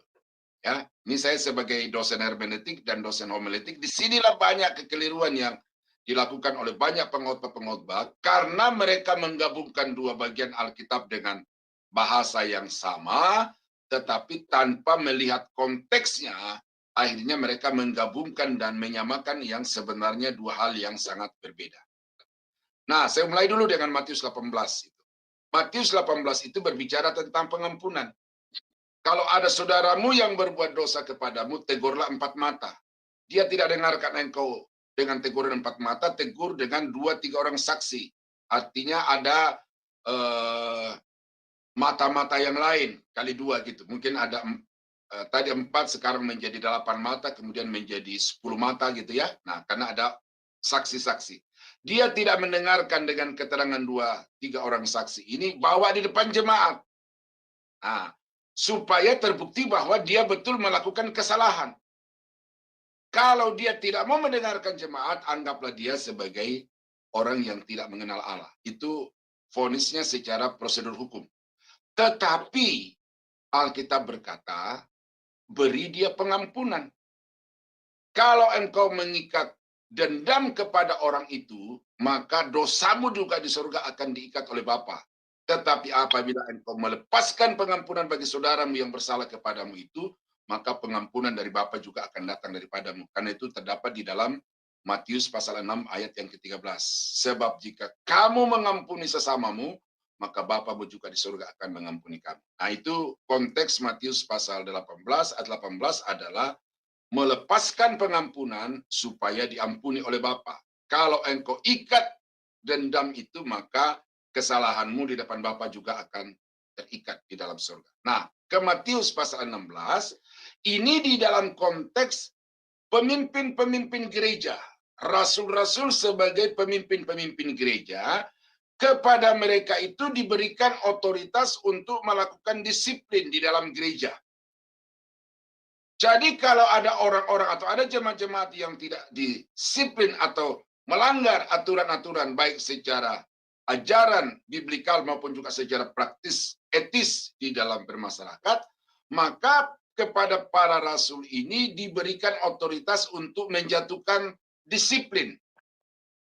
Nah, inilah yang dikatakan kalau rasul-rasul itu menjatuhkan disiplin, maka itu berarti dosa orang itu disahkan juga oleh Bapa di sorga, diikat juga oleh Bapa di sorga. Kalau murid-murid itu sudah membebaskan orang dari hukuman atau disiplin karena pelanggaran itu, maka itu juga disahkan di hadapan Bapa, sah di hadapan Bapa. Jadi itu yang namanya apa yang kau ikat di bumi terikat di surga, apa yang kau lepaskan di bumi terlepas di surga. Karena para murid ini adalah pemimpin-pemimpin gereja yang kepada mereka itu diberikan bukan saja tanggung jawab, tetapi juga otoritas untuk melakukan pendisiplin gereja. Kalau mereka itu menilai si A bersalah, maka kesalahan orang itu terikat di surga. Tetapi kemudian kalau orang yang sudah bersalah itu kemudian menjalani disiplin dan sudah selesai, maka pengampunan terhadap mereka itu juga terlepas di surga. Nah, itu Matius 16 ayat 19, Pak. Maksud mengikat di bumi terikat di surga, melepas di bumi terlepas di surga. Dalam konteks pemberian disiplin kepada jemaat-jemaat. Oke, satu terakhir. Terima kasih Pendeta Daniel. Tuhan berkati. Amin. Iya, baik. Terima kasih Pak Daniel Simon. Sekarang selanjutnya adalah Bro Agus. Ya, dipersilakan Bro Agus. Ya, Pak Daniel. Pengen tanya Pak Daniel tentang kredo ya atau imam syahadat imam rasuli itu penting nggak itu Pak? Dan karena kalau kita bicara tentang Tritunggal itu memang kalau menurut saya itu tidak bisa terlepas dari bagaimana Bapak-Bapak gereja merumuskan itu ya di dalam waktu konsili Nikea itu. Kemudian apakah semua Tritunggal itu sama? Karena kalau kita baca Calvert itu dia punya Tritunggal dengan mengganti kata person itu menjadi mode of being gitu ya, atau cara bagaimana keberadaan Tuhan itu peran yang berbeda. Apakah Tritunggal yang seperti itu bisa kita tetap terima juga gitu Pak? Iya, yang terakhir Pak Agus katakan itu kalau kita belajar tentang doktrin teologi proper, ya ini kita beralih kepada teologi yang lain, tetapi karena memang di dalamnya ada Yesus ya, itu ada namanya paham modalistik. Ya, seperti Pak Agus, ya. Kalau di kantor Pak Agus adalah kepala kantor, di rumah adalah kepala keluarga, di perjalanan adalah sopir. Itu yang namanya cara keberadaan. Pak Agus yang sama di kantor kepala kantor menyatakan diri dengan cara sebagai kepala kantor, di rumah Pak Agus yang sama, pribadi yang sama, yang itu juga menyatakan diri sebagai kepala keluarga. Cara keberadaannya adalah kepala keluarga. Kemudian di jalan sebagai sopir, Pak Agus yang sama adalah menyatakan diri sebagai sopir. Itu oneness, bukan Tritunggal. Itu oneness. Tetapi paham ini justru kemudian disangkal oleh pengakuan iman rasuli itu. Jadi begini Bapak Ibu. Nah, ini kita ke sana dulu. Sebenarnya nanti ada poinnya di sini. Tritunggal ini bukan ciptaan para rasul. Itu sudah dipahami dulu.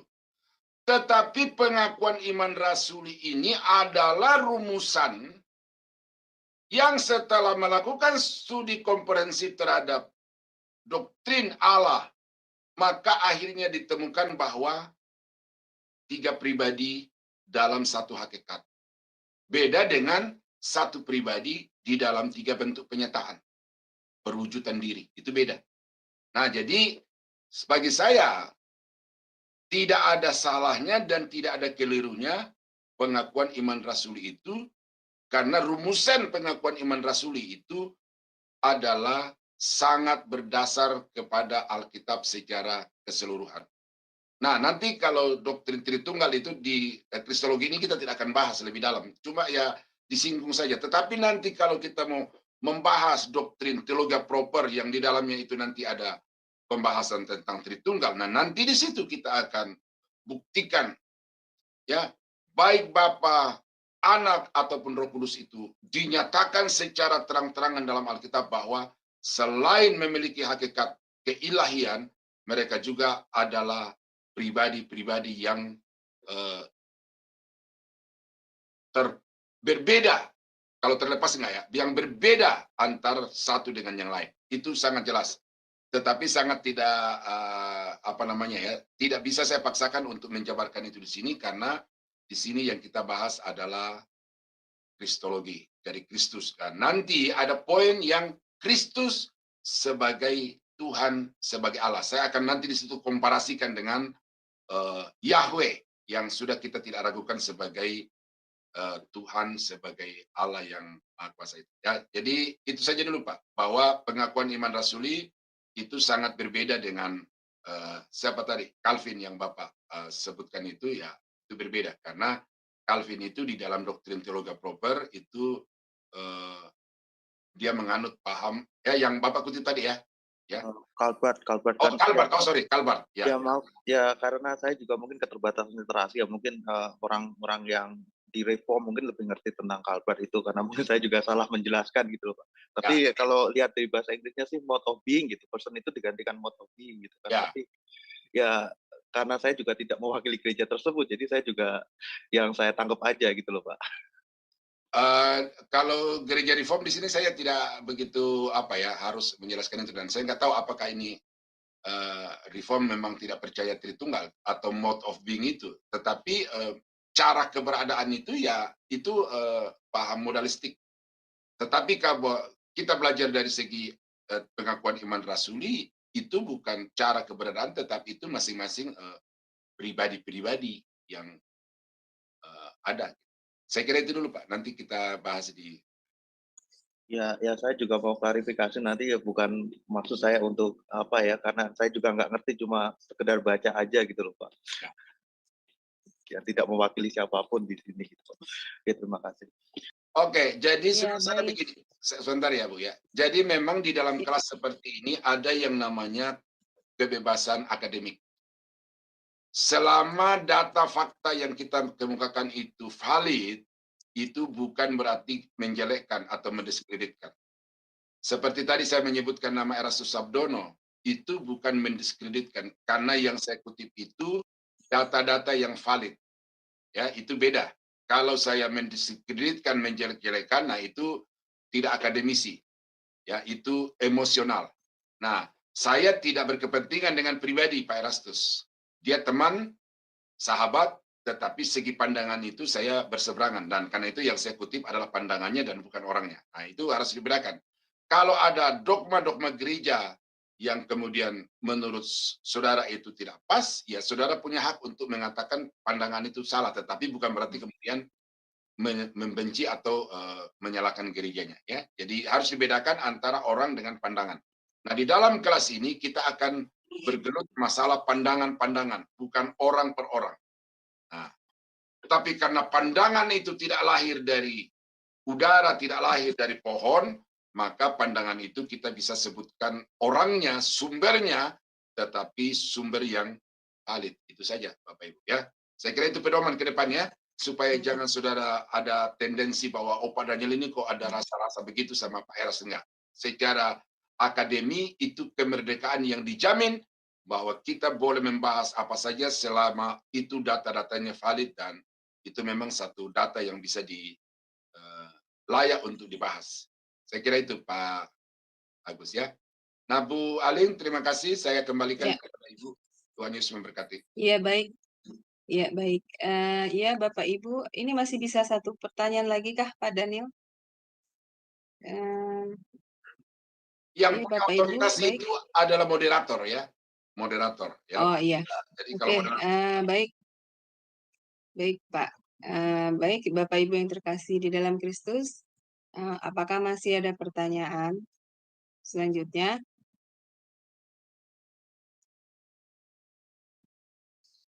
Oke, ya, siapa lagi? Ibu Ana Chandra. Ya, dipersilakan Ibu Ana Chandra.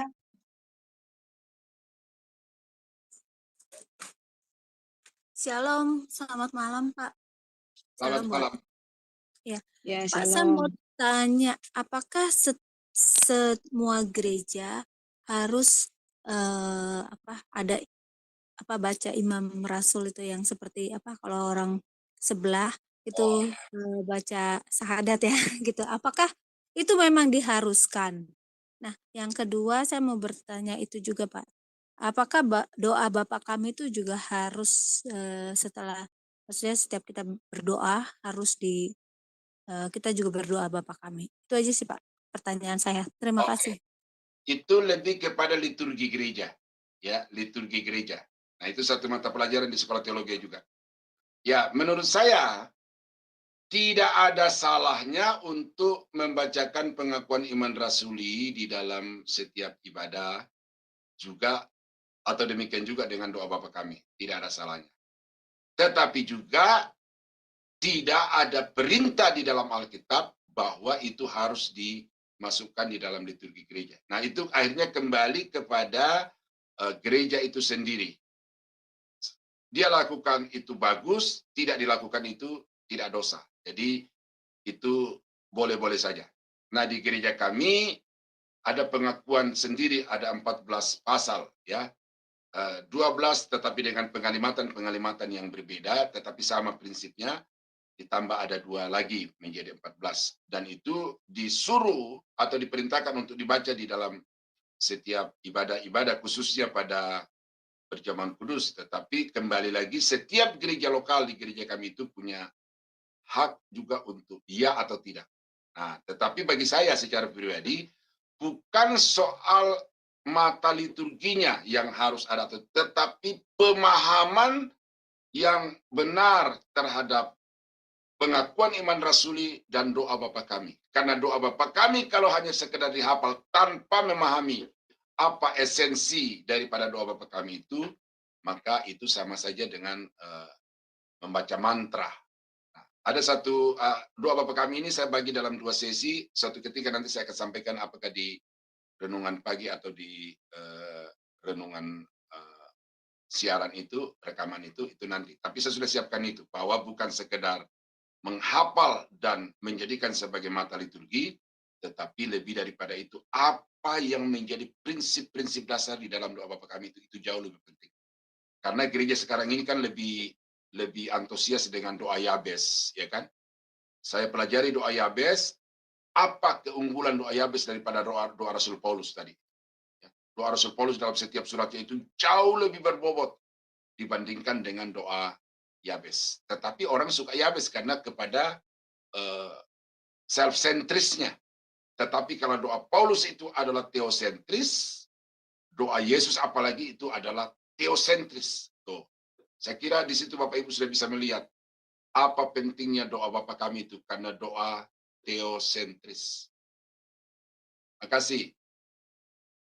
Itu saja yang kedua kan, doa Bapa kami dan pengakuan ya. Saya kira itu jawabannya. Ya, bagaimana Ibu Ana?